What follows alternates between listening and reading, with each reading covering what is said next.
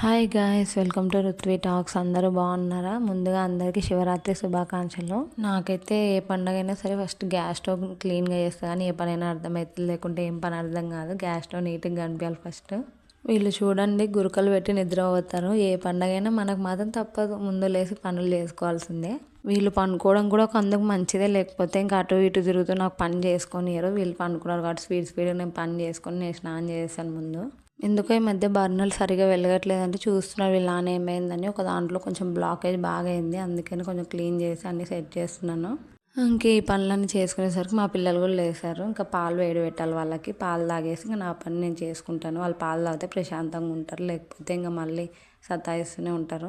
శివరాత్రికి మీరు ఏమేమి నైవేద్యాలు చేస్తారో కామెంట్ బాక్స్లో కామెంట్ చేయండి. మేమైతే ఇలా శనగ గుగ్గిళ్ళు కానీ లేకపోతే గెంసుగడ్డలు ఖచ్చితంగా ఉడకబెడతాము దేవుడి కోసము. ఇలా గుగ్గిళ్ళు ఇవన్నీ కాదు, ఏవైనా సరే అలసందలు గుగ్గిళ్ళు అంటారు కదా, అవి కానీ ఏవైనా కానీ ఎవరికి అందుబాటులో ఏవి ఉంటే అవి ఉడకబెట్టుకొని పెట్టుకోవచ్చు దేవుడికి. మేమైతే ఇవే పెడతాం నైవేద్యంగా. ఈరోజు మీరేం పెడతారో కామెంట్ చేయండి. ఇంకా వీళ్ళతో ఒక్క పని కాదు, ఒక సైడ్ ఏమో ఇంకా వాకిళ్ళన్నీ శుభ్రం చేసుకుంటున్నాను, ఒక సైడ్ ముగ్గేస్తున్నాను, ఒక సైడ్ నైవేద్యం పెట్టాను. తొందరగా అయిపోవాలి కదా పూజ అనేసి. నార్మల్ రోజులు అంటే లేట్గానే ఏం కాదు, పండుగ రోజు కొంచెం తొందరగా పూజ చేసుకుంటే బాగుంటుంది. మ్యాక్సిమం ఎంత వీలైతే అంత తొందరగా పూజ చేయడానికి ట్రై చేస్తాను.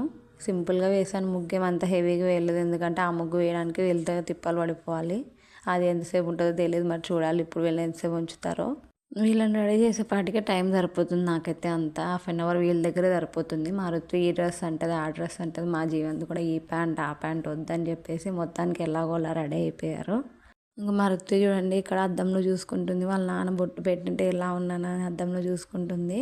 నేను ఫాస్టింగ్ ఉందాం అనుకున్నాను ఈరోజు. వీళ్ళ నాన్న లేరులేండి, ఎందుకంటే ఆల్రెడీ నిన్న సాటర్డే కదా, వీళ్ళ నాన్న వెంకటేశ్వర స్వామి కోసం ఫాస్టింగ్ ఉంటారు. ఇంకా అది ఎందుకులే మానేయడం అని చెప్పేసి సాటర్డే ఉన్నాడు కాబట్టి ఈరోజు లేడు ఫాస్టింగ్. అసలు నాకు ఏవి ఎందుకు చేస్తారో తెలియకపోయేది కాదు చిన్నగా ఉన్నప్పుడు.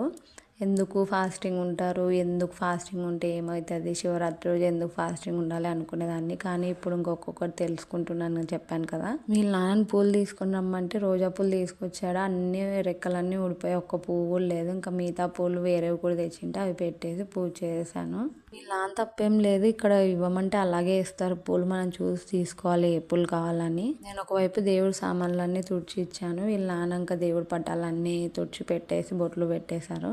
ఇక్కడ చూడండి, మా ఋత్వి పాపని టెంకాయ కొట్టింది, నేను టెంకాయ కొడతాను ఈరోజు సండే కదా. వీళ్ళ నాన్న ఇంటి దగ్గరే ఉన్నాను, నేను అన్నీ తుడిచి ఇచ్చాను. వీళ్ళ నాన్నే పూజ చేస్తున్నాను అనమాట. ఇంక ఇద్దరం కలిసి పూజ చేసుకున్నాము. ఇంక ఈరోజు స్పెషల్గా టిఫిన్ ఏం చేయలేదు, ఇంకా గుగ్గిళ్ళు ఉడకబెట్టాను కదా అవే తింటున్నారు. గెంటుగడ్డలు గుగ్గిళ్ళు ఉంటాయి కదా అవే తింటున్నారు టిఫిన్. ఇంకా మధ్యాహ్నం చేద్దాంలే అనుకున్నాను. మధ్యాహ్నం తింటున్నారు చపాతి, ఎందుకంటే మార్నింగ్ కొంచెమే తింటారు కదా, అందుకే తొందర ఆకలినట్టుంది వీళ్ళ నాన్నకి, అందుకే తింటున్నారు. మా ఋత్వి అయితే వీళ్ళు కొబ్బరితోనే కడుపు నింపుతున్నారు. కొబ్బరి తింటున్నారు ఇద్దరు, మా జీవంతి మా ఋత్వి ఇద్దరు. మేము కూడా చిన్నప్పుడు అలాగే చేసేవాళ్ళము, కొబ్బరి ఎక్కువ తినేవాళ్ళం పండగ రోజు. నేను అందుకే పిండితో ముగ్గు వేయను, ఇక్కడ ముగ్గు పొడి దొరకదు కదా, పిండితో ముగ్గు వేస్తే ఇలాగే చేస్తారు. ఒకళ్ళు ముగ్గు పొడితో వేసినా ఇలాగే చేస్తారు వీళ్ళు.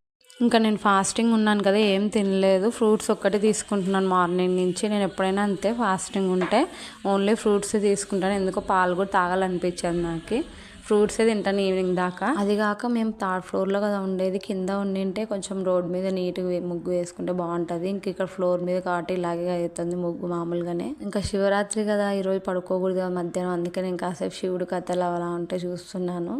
ఇంకా బయట కాసేపు కూర్చున్నాను, ఎందుకు ఎండలో కూర్చోాలనిపించింది, చల్లగా అనిపించింది, బయట కూర్చున్నాను. వీళ్ళ నాన్నకి టీ పెట్టాను, సాయంత్రం అయిందని చెప్పేసి. నేను టీ కూడా తాగాలనుకోవట్లేదు, పాలు టీ తాగాను, ఓన్లీ ఫ్రూట్సే తింటాను.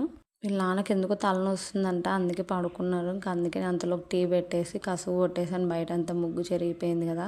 నా పని నేను చేసుకుంటే మా ఋత్వి చూడండి, నేను చేస్తాను కసువు కొడతాను వచ్చింది మధ్యలో. ఇలాగుంటుంది వీళ్ళు మేలుకుంటే, అందుకే నేను మార్నింగ్ చెప్పాను పడుకున్నప్పుడే తొందరగా పని చేసుకోవాలని చెప్పేసి. ఇంకా గుడికి అలాగే వెళ్తే బాగుండదు కదా, ఇంకా అందుకే శారీ కట్టుకున్నాను. చాలా వేస్తుంది, కంపల్సరీ స్వెటర్ వేసుకోవాల్సిందే.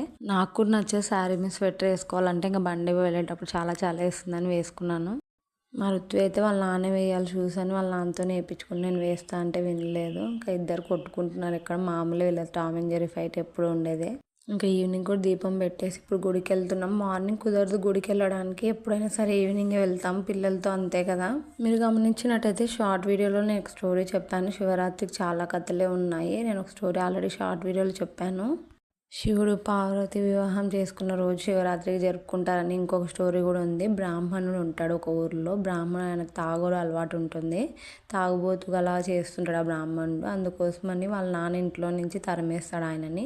ఆయన ఎక్కడికి వెళ్ళాలో అర్థం కాక 2 రోజులు తిరిగి తిరిగి అలసిపోయి అలాగే ఏం తినకుండా ఉండింటాడు. అలా నడుస్తూ నడుస్తూ ఒక చెట్టు దగ్గర వచ్చి కూర్చుంటాడు గుడి దగ్గర. ఇంకా అప్పుడే అందరూ చెప్తూ ఉంటారు, శివరాత్రి కదా ఈరోజు నైవేద్యం పెట్టడం అయిపోయింది, స్వామికి అందరం వచ్చి ప్రసాదం తీసుకోండి అని చెప్తుంటే ఈయన తొందరగా లోపలికి వెళ్ళేసి ఆ ప్రసాదం తినేస్తుంటాడు. అప్పుడు అక్కడ ఉన్న బ్రాహ్మణులు చూసి ఆయన 2 రోజుల నుంచి ఏం తినకుండా ఉండింటాడు కదా, ఎట్లాగో ఉండింటాడు మొత్తం, ఎవరు ఈయన ఇట్లా వచ్చి తింటున్నారని అందరూ ఆయనని కట్ట తీసుకొని బాగా కొడతారు అనమాట. చచ్చిపోయేలా కొడతారు. లాస్ట్కి చచ్చిపోతాడు ఆయన. చచ్చిపోయి కూడా యముడు వచ్చినాక ఆయన స్వర్గానికే వెళ్తాడు. ఎందుకంటే గుళ్ళో దీపం ఆరిపోకుండా దీపం వెలిగించింటాడు. 2 రోజులు ఏం తినకుండా ఉపవాసం ఉండి దీపం వెలిగించాడు కాబట్టి శివుడి గుళ్ళో ఆయనకు స్వర్గం లభించింది. అందుకోసమని శివరాత్రి జరుపుకుంటారు అనమాట. శివరాత్రి రోజు అందుకోసమని ఉపవాసం ఉండి దీపం పెడితే చాలా మంచిది అంటారు. మేము గుడికి వచ్చామని చెప్పాం కదా, మేము ఈరోజు పాలతో అభిషేకం చేసాము స్వామికి. ఎప్పుడు నీళ్ళతోనే చేస్తుంటాం కదా, ఇంక ఈరోజు పాలు తీసుకొచ్చి పాలతో అభిషేకం చేసాము. మన సైడ్ ఇలాగ అభిషేకం చేయడానికి కుదరదు. స్వామిని ఊరికే మనం దర్శనం చేసుకొని వెళ్ళడమే ఉంటుంది. నాకు తెలిసి మ్యాక్సిమం అన్ని గుళ్ళల్లో అంతే మన సైడ్. కానీ ఇక్కడ ఏంటంటే స్వయంగా ఎవరంతకు వాళ్ళే అభిషేకం చేసుకొని స్వామికి పండ్లు పూలు అన్నీ పెట్టేసి నమస్కారం చేసుకోవచ్చు. నాకు బాగా నచ్చుతుంది ఇక్కడ. అందుకే ఇది అమ్మవారి గుడి అనమాట. యాక్చువల్గా అయితే ఇంకా ఇక్కడ శివుడు ఉంటారు. అందుకోసమని మేము ఇక్కడ శివుడు ఉంటారు కదా అని చెప్పేసి ఈ గుడికి వచ్చాము. మేము తీసుకొచ్చిన ప్రసాదం అమ్మవారికి ఇచ్చేసాము. వాళ్ళు కూడా ఇంకా దేవుడి దగ్గర పెట్టేసి ఇంకా అమ్మవారి దగ్గర ఉండే పండు తీసుకొచ్చి మాకు ఇచ్చారు ప్రసాదంగా. ఇక్కడ ఎందుకు ఎక్కువ కలకండానే ఇస్తారు ప్రసాదంగా. కలకండ కానీ లేకపోతే ఇంకా వేరేలాగా ఉంటాయి అలా ఇస్తారు. తీపి చక్కెర లాగా ఉంటుంది అనమాట. అది కూడా ఇలాగే ఉంటుంది. మా ఋతు అయితే ఇప్పుడే పడుకొని లేచింది. ఇంతసేపు అభిషేకం చేస్తున్నప్పుడు లేలేదు కానీ ఇప్పుడు లేచింది. వాళ్ళ నాన్న ఎంత లేపుతున్నా లేయలేదు. చాలా ఎక్కువ మంది ఉన్నారు గుళ్ళో ఈరోజు. మామూలుగా అయితే గుళ్ళో ఎక్కువ మంది ఏమి ఉండరు, ఒక్కరిద్దరే కనిపిస్తుంటారు. ఈరోజు శివరాత్రి కదా, అందుకే చాలా మంది వచ్చారు గుడికి. నేను ఈరోజు ఉపవాసం ఒక్కటే కదా, జాగారం కూడా ఉండాలనుకున్నాను. ఎప్పుడు జాగారం చేయలేదన్నమాట శివుడి కోసము. ఇంకా అందుకే ఇప్పుడు చూడాలి ఎంతవరకు ఉంటానో. మనం ఎంతవరకు జాగారం చేసాం, ఎంతవరకు ఉపవాసం ఉన్నాం అది కాదంటే. ఉపవాసం జాగరణ అంటే మెయిన్ దేవుడికి దగ్గరగా మనసు పెట్టి దేవుడిని స్మరించుకుంటూ ఎంతవరకు ఉంటామో అంతవరకు ఉంటే చాలు.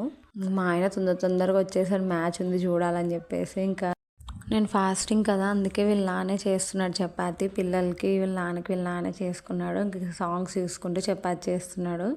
వీళ్ళ నాన్న ఉన్నాడనే ధైర్యంతోనే ఒక విధంగా ఫాస్టింగ్ ఉన్నాను నేను.